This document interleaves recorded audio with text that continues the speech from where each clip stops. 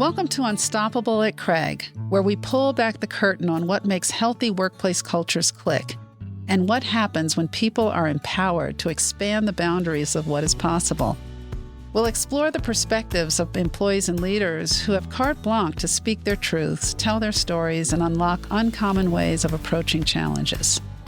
I am Dr. Jandel Allen Davis, CEO and President of Craig Hospital, a world-renowned rehabilitation hospital that exclusively specializes in the neurorehabilitation and research of patients with spinal cord and brain injury. Join me as we learn from people who love what they do and what happens when fear doesn't stifle innovation.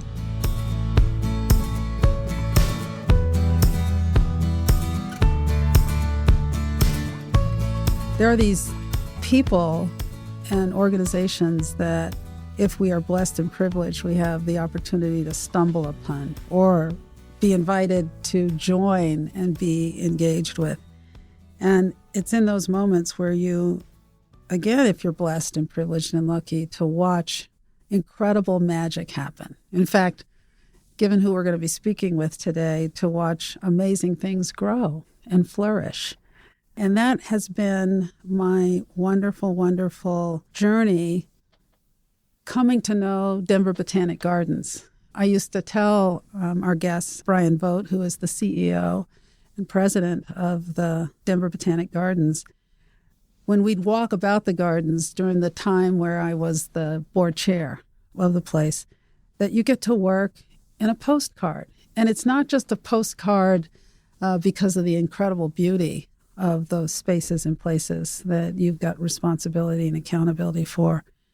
You work in a postcard because of what I got to see around people who work in a place that they truly love. They all understand how what they do leads to, encourages, invites the kind of flourishing and growth that we get to see and the beauty that we as attendees and members get to see. And so we're going to spend some time together talking about how you build great cultures of excellence. And so it's my absolute honor, privilege, and pleasure to invite you to Craig and our Unstoppable at Craig podcast to talk about our relationship, our friendship, and the gardens, and just our journeys in leadership and why it's so important to think about what great cultures do in terms of impacting excellence. So welcome, Brian. Oh, you're so kind. Thank you. I have been on your board at your invitation since 2011, and I'm coming down to, this is my swan song year. I hate that part. This is my second emeritus term. So, yeah. And I had a 3-year stint during one of the most exciting growth times over your journey there as your board chair, which really gave me an opportunity to watch you at work and see the magic and the wonder of the place. I suspect we'll talk a little bit about that, but what's it been like? I'm just going to start there because you came in 2007. What's that journey been like for you? You know, it's been a really quiet 16 years. Hardly anything has happened at the gardens of the world, but it has been a dream come true. Creating, building, getting to know people, finding meaning, developing big ideas, and then seeing them actually come to fruition. It's a dream. Yeah. And it's really about the people. The plants are obviously the critical players in it, but the purpose is really about people. Yeah. And so you get to, in this dream, I'd imagine, do a lot of things in terms of making sure that you're thinking about who you hire, how you support the folks there so that they live purpose. Absolutely. We go through, our mission and vision and values and all that, but it really is about making culture intentional. So just yesterday, I met with all of the new employees coming in. Every month I meet with whoever's new. Sometimes It's 2 people, sometimes, like yesterday, it was about a dozen. And we had a really deep conversation about culture and how it's affected and how we can build it and create something that everybody can thrive with, What are some of the things you say? Well, I first asked them if they know what culture is, because I think a lot of people don't really contemplate it much. They live it, but they don't contemplate it. And they gave really good answers. They said things like, it's how you really behave. It's how the kind of quiet agreements people make about how they work together. And I gave them the example of when we're children. So during the summer months when I was home more, from school, I was just sent outside in the morning after breakfast. And then you find a place to have lunch, and then you come home for dinner, then you go out until it's dark. Mm-hmm. So I just spent my whole childhood outdoors.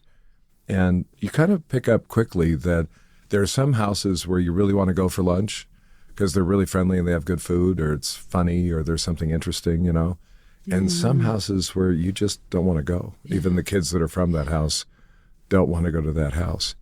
And that's culture. A culture within a family that invites people in, makes them feel welcome, or a culture that has a lot of stress and pain.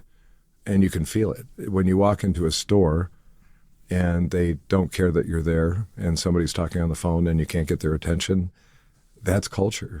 When you walk into a store and they're helpful but not cloying, they just say, I'm here if you need me, and welcome, you know, that kind of thing. That's culture. So a lot of culture is unintentional. It just builds up by combined experience, right? And when you work to make the culture intentional, it can change the world. Do you ever think about what, through the lens of your leadership and the things you've had the opportunity to do, whether it was at OEDIT, the Office of Economic Development and International Trade, or the Gardens, or the South Metro Denver Chamber, or the work you're doing nationally and internationally now in terms of public gardens and conservation and other efforts that you're involved in?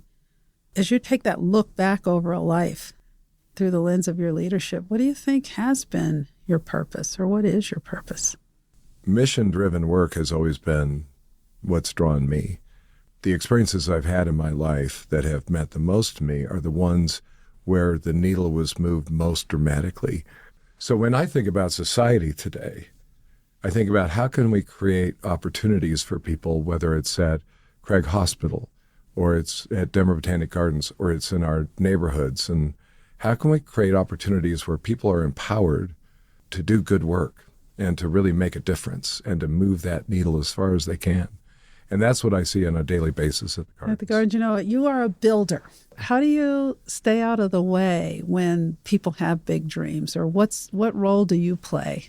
I feel the joy in giving that support to other people that builds their confidence.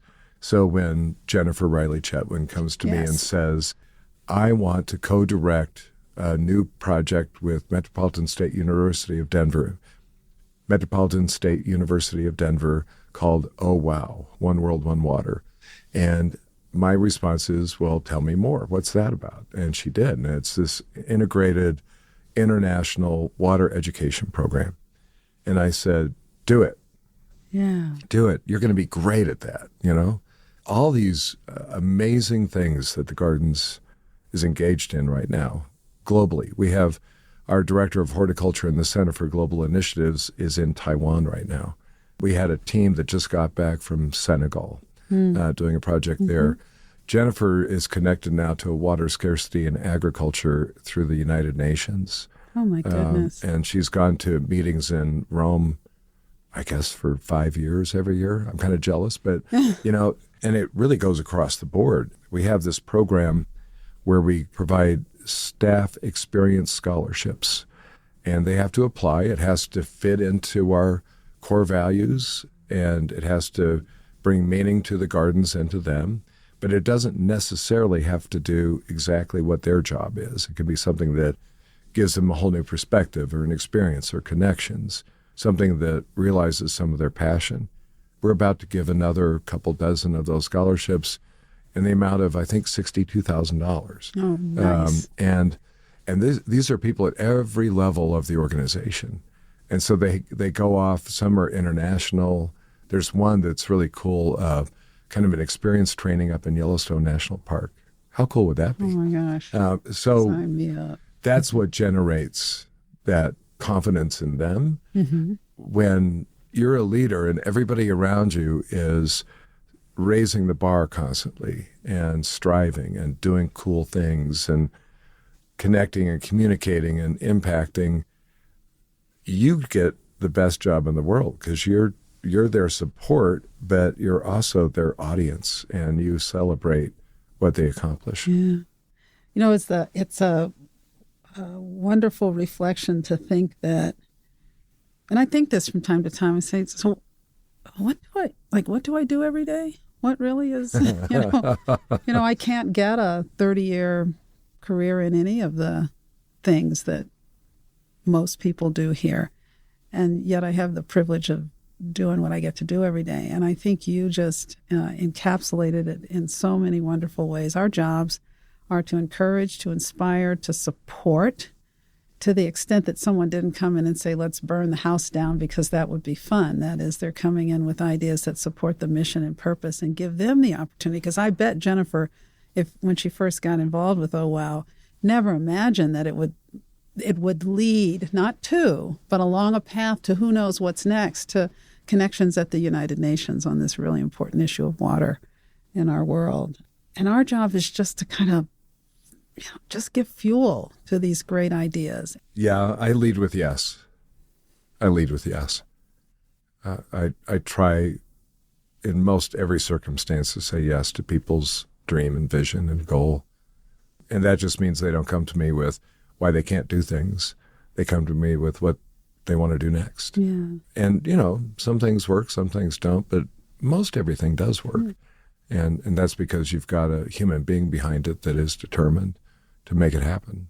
And how does that support the notion of excellence? And I'd love it if you'd even talk about what excellence means to you. If your cup is full, you're not thirsty. Mm. You're not seeking for yourself. And so at a certain point, the more people around you have cups that are full, the more they want to spread it even more and more and more. Cool. Instead of taking. I'll give you an example, and this blew me away, and I got really emotional about it. We get shut down in March of 2020, and it happened, boom, fast, for everybody. But we had to close down the gardens, and we were heading into our spring season. And so, first of all, everybody go home. We're going to maintain the facilities. We're going to maintain the plants, but we're going to do it in shifts, and we're all going to stand really far apart and all that. But don't worry about anything. We're going to cover you. So in the ensuing 2.5 months that we were shut down, we pledged, and you remember this, we pledged that no one was going to get laid off. Yep. We weren't going to cut salaries, and we weren't going to cut benefits. And I didn't know how we were going to do it, but I thought if we show fidelity to our team, they'll rise to the challenge and we'll figure it out. So we were doing this virtual plant sale which was it was crazy hard.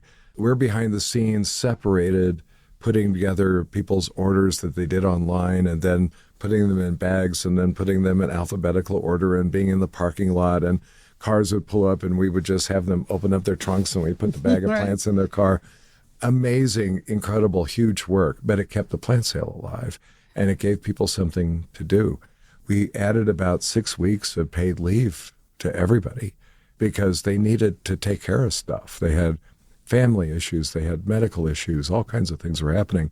And when we came back, we were the first cultural institution in the state to reopen. Get back. Mm-hmm. And when we opened again, the emotional response of people being able to visit the gardens, and we kept everybody apart. Everything was different. But still people could experience the gardens. The thought of the staff at that point, their cups were full. They weren't thinking, I need more. They said, what can we do? So following George Floyd's murder and the unbelievable stress of that summer, we created a thing called Evenings of Healing, and the staff built it. They said, there's a lot of musical acts in town that don't have any gigs because there's no venue. So we're going to hire them. Mm-hmm. And then we're going to go out to our community partners that work with traumatized communities and first responders. And we're going to say, pick a night. This night's for you. Just come, enjoy, no charge. Just come, find some peace, listen to some music, bring a picnic, and find some place of normalcy. And I just was blown away by how beautiful that experience was, and that these people were looking out instead of in. Wow. there's the teams who will bring discretionary effort into work when the environment invites that and when the environment encourages and in some ways expects that. But, discretionary effort, you can't expect it. You've got to work at it as a leader, that make the place good enough, make the place welcoming and enriching and enlivening enough that people want to bring the entirety of themselves into work in service to a mission and live that purpose. We have to build that. But you also have the opportunity. I'd say one of the things that, pardon the pun, grows as a result of that is you get raving fans who will tell your story with you not having to tell it yourself. I'd ask at your place, you to talk about your experience of working with the public. Because it's not all pretty. We know that. There can be some challenging folks. The public is a little bit of everything, right? Yeah. And I think empathy, respect, listening, connecting, joy, sharing joy, making sure people feel comfortable. It's part of our diversity work that's so critical, is that we are really getting to know communities in a deep way and figuring out where we can make connections that are reciprocal and beneficial to everyone. And when you do that, it just enlivens everything. It just, everything improves. It's giving people outlets and respect and space when they need it, connection when they need it, really trying to understand. And so everything we've been talking about is my dream of what our whole society could be. We could actually be thinking about making sure everybody's cup is full and they're doing their best to make smart decisions and do great things. And even when there's disagreement, you can still find ways to connect. Yeah. I love that you'd said that the walking about the gardens and having the chance to talk to team members and visitors is very much akin to here. And as a leader, I tell people coming upstairs and being on the floors, it's like chocolate to me. It's like the best thing ever. And it keeps me in the game. It keeps me wanting to come back and work harder. This is going to be a little off kilter for a second, but I have to go back to my major, which was classical antiquity, right? Yes. And in studying Egyptology, they believe that when you pass, you are taken before the gods, and Anubis is there, and they have a scale. There's a lot of mythology that has to do with scales. And you put the heart on one side of the scale and a feather on the other, and you make sure they're in balance because you want a light heart. And I think about that balancing act all the time. And I remember after leaving one career, when I left the chamber after 18 years, I remember thinking, I've blown it, because my goal was to do work that on net gave more than it got. And I just felt so filled with warmth and connection and support that I thought I can't possibly give enough to ever balance that scale out, And I agree with you. When I'm at the gardens, when I walk around and I talk to people and they ask questions, and I try not to wear my name tag so they can see my role. Sometimes they figure it out. Sometimes they know. But just having that human connection it's so powerful. And I go back and I'm doubly motivated then to figure out ways to do more to support other people, because you got to keep that scale in balance. Yeah. Oh, that's beautiful. Yeah. It's funny that's beautiful, this light heart. I said during COVID and getting us through it that it was hard work and hard work. Yeah. It was a lot of hard work. And hard work is the most fulfilling work. The easy things leave us like, okay, yeah. There's a tradition now, or folklore, I think, at the gardens that has sprung up over the years that when new people come on staff and they're in some kind of leadership role, their colleagues take them aside. I've learned this just recently. And they say, one thing you need to know, be careful about taking ideas to Brian. because he's going to say yes. Yeah, and then you're going to have to do it. See? And I love that. That's so cool. I interviewed a person for a role a couple of years ago, and he was asking about how the place operates. And I said, we think big, we dream big, we raise the bar, and I'm going to do everything I can to clear every obstacle out of your way and give you the support you need. And people react really powerfully to that because they're not used to it. Mm-hmm. We live in a society where we think what's important that drives all of our decisions are paramount. You know, it's all about the numbers. It's about discipline, and everybody has to fit a mold, and you know, all these things. And that's not what humanity is about. And we've learned that even more deeply in the last couple of years. So the more you give people a chance to be their own star, shine their own light, the better.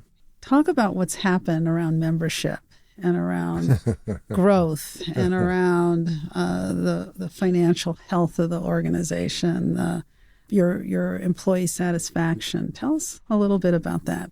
You still have to get the business done. You can't be a failing institution as you're ascending your impact, you know?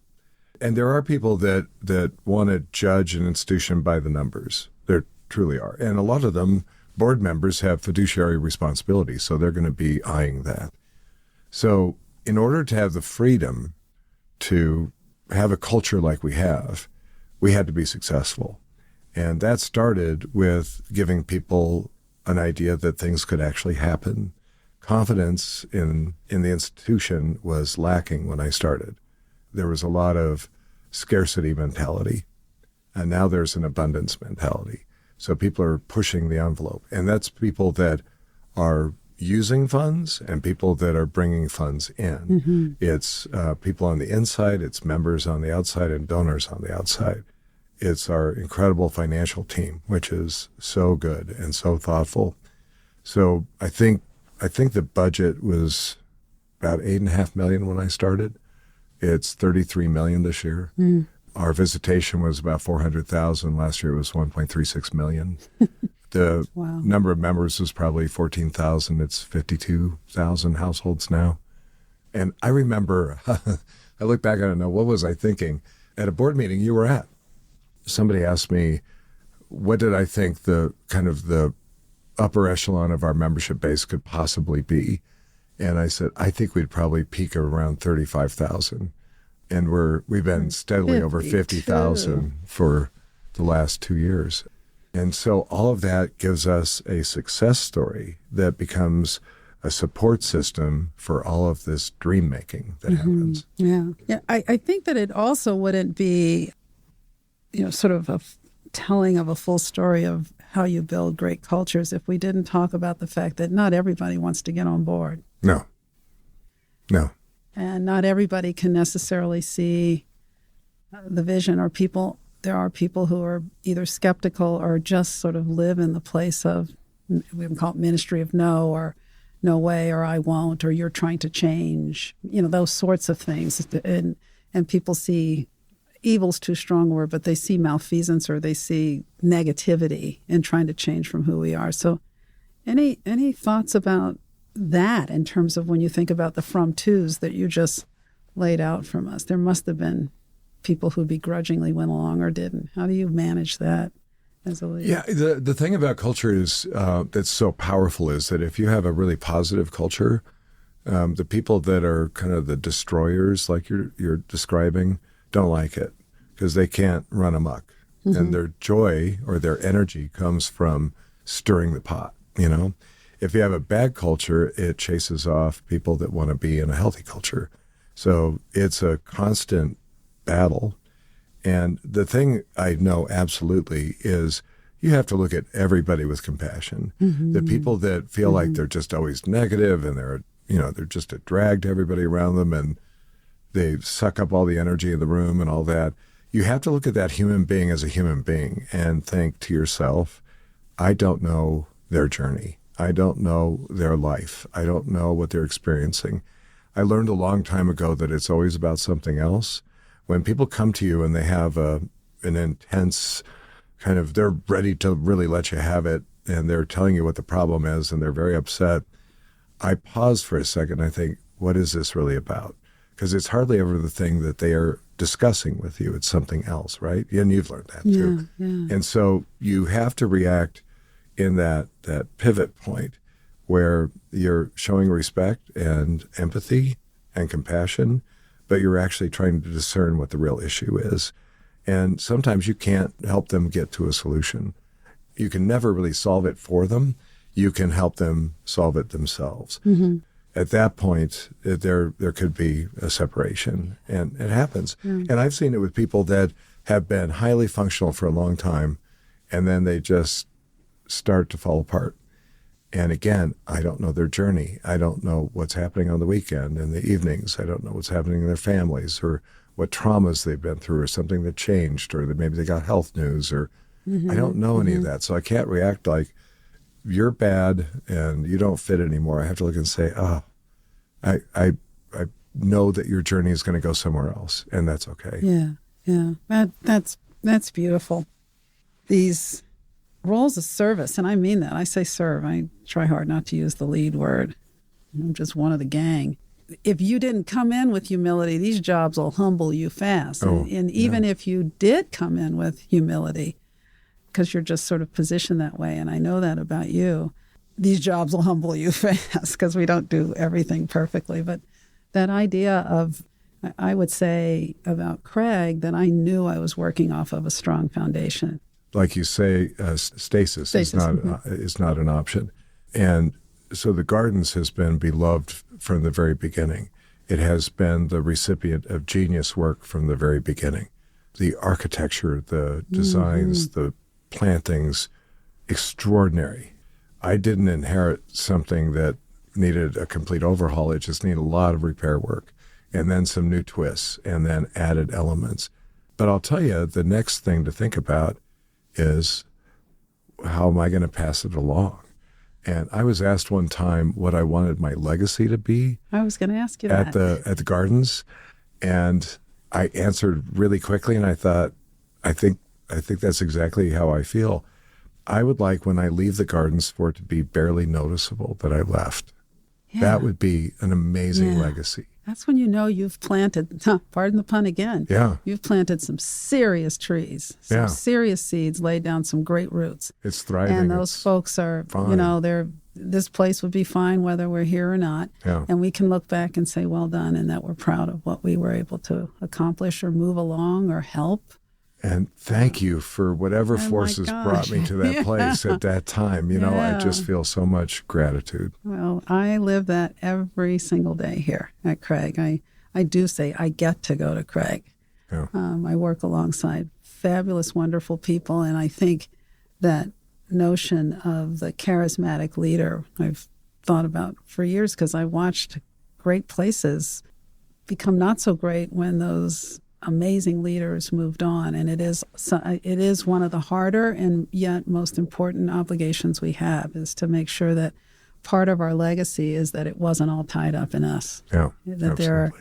there are people here. Brian, I love you. I have to say that to the whole world, and you keep doing what you're doing, because the garden is, as we know, you didn't say that it's one of the premier gardens in the world, and that's not a board member bragging. That's fact. So thank you for spending time with us today. Oh, it's been a joy. Thank you. Thank you. Thank you. So building excellent cultures, or continuing to enable excellent cultures to be even more excellent, or good places to even be greater than they already are, embodies a really interesting recipe that I think we had the opportunity to explore in this last hour. It starts with a dream, and the dream as a leader is actually part of who you are. It's the fabric of that person who strives to be part of doing great work and doing something better, who knows that there's another great story in there to be told, another great chapter of their own lives to be led and to be written. And it involves hard work, clearly. It involves the ability to humble yourself in the presence of those who in that organization or that space came before you, it requires a huge amount of learning. We heard that for sure, that ability to ask lots of questions and to listen hard. It involves the notion that stasis is a premorbid condition, so that change is inevitable, and there's careful and wonderful and important ways that we do it. It involves hard conversations in terms of those who may be reticent to move along, but it also at the same time involves the patience and the importance of us understanding what's behind the reticence, because there's some potential great learnings in that could keep us from stumbling as leaders. And out of all of that, the alchemy that we have the opportunity to create and to watch just happen, and I should say create together, is the stuff that grows great cultures, grows excellent cultures, creates the kind of impact that Brian rattled off beautifully. And at the heart of all of that is just really good leadership. And I mean it, I was envious getting to see what he got to do. So once again, thank you for joining us at Unstoppable at Craig. And I hope you'll pick us up on wherever it is that you listen to podcasts. Thanks so much, and see you next time.